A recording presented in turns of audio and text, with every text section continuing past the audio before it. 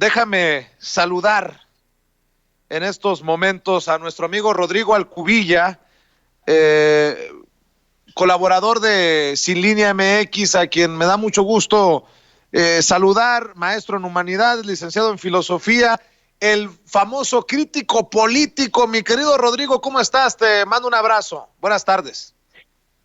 Buenas tardes, Vicente. Muchos saludos a ti, a Toñito y a todo el auditorio. Oye, pues, ¿cómo hay notas que comentar, mi querido Rodrigo? ¿Por dónde le entramos? Bueno, ahí va.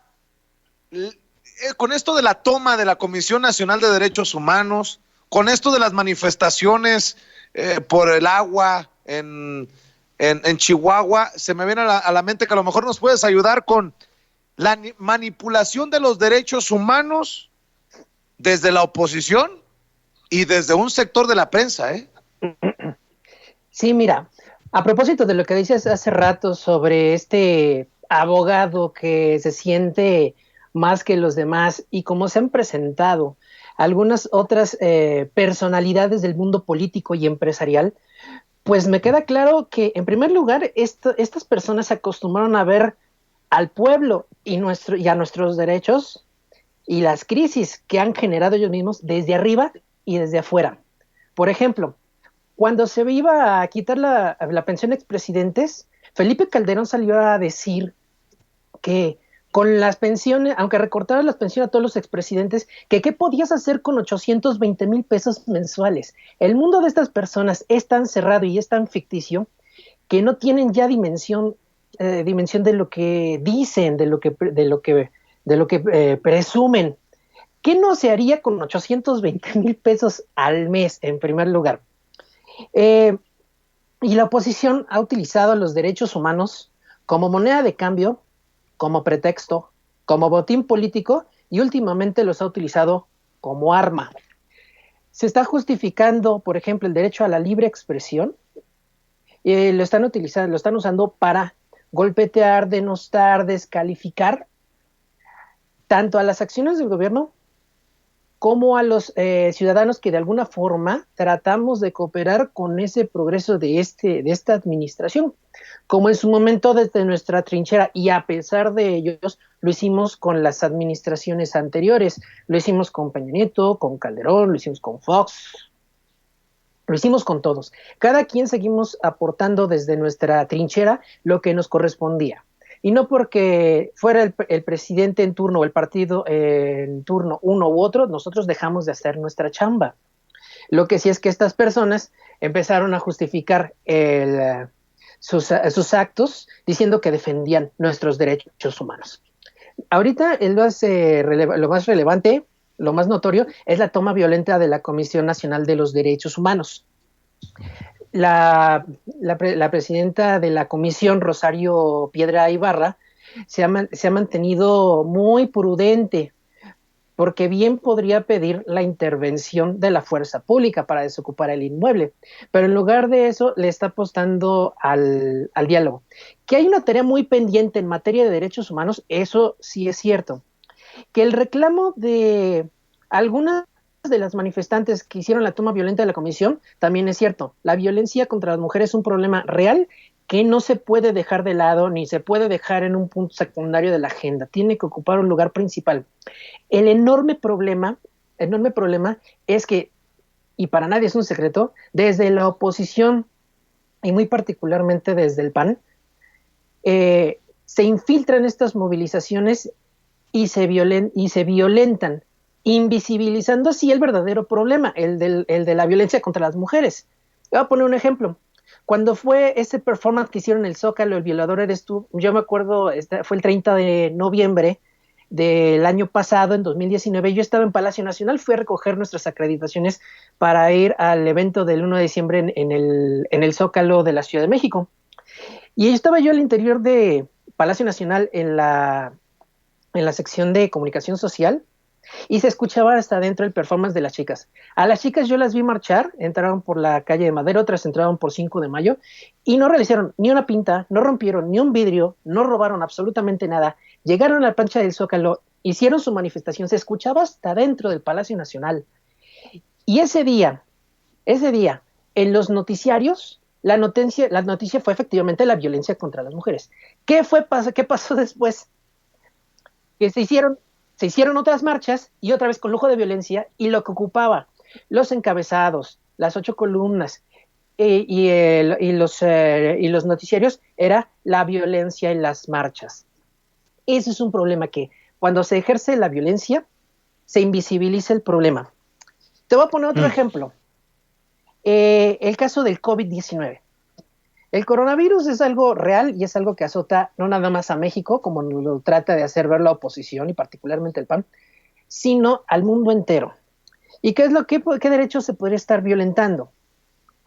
Nosotros sabemos que nuestro personal de salud de las diferentes instancias, llámese Seguro Social, llámese ISSSTE, llámese INSABI, llámese el que sea, están haciendo un esfuerzo titánico para combatir el problema del COVID. ¿Qué es lo que hace la oposición? Entra con sus discursos incendiarios, manipula las cifras y dice, ya llegamos a los 700,000 infectados, pero lo que no nos dice ni la oposición ni esta prensa que lo sigue es que estas cifras de casos confirmados incluyen los casos activos, los fallecidos, lamentablemente, y también se incluyen las personas recuperadas, que son muchas más. ¿Qué es lo que provocan con esto? Que gente en diferentes lugares de la Ciudad de México y de otros estados de la República atacan a nuestro personal médico, violentando así su derecho al trabajo. ¿Qué pasó? Si no me equivoco, fue en Nuevo León. Decía el Bronco que le renunciaron quién sé cuántos médicos y personal de enfermería a las clínicas y a los hospitales, y pues decía que pues, ¿qué vamos a hacer? Y en parte sí fue por el COVID, y en gran parte fue porque la misma sociedad que estaba incendiada estaba siendo atacada por este sector de la sociedad que está muy fuertemente influenciado por la oposición. Es un problema. El gobierno trató de resolver desde sus posibilidades. Ya ha instalado, por ejemplo, en Los Pinos, todos recordamos que instalan una parte de las residencias que ahí están para que personal médico y de enfermería pueda quedarse ahí y que no tenga que regresar hasta su casa. Eso es un problema muy, muy, muy grave. Y, por ejemplo, también veíamos cómo la senadora Antares Vázquez, si no me equivoco, de Morena, pedía la renuncia de Kenia López Rabadán, que es la presidenta de la Comisión de Derechos Humanos del Senado. ¿Por qué recordamos a Kenia últimamente?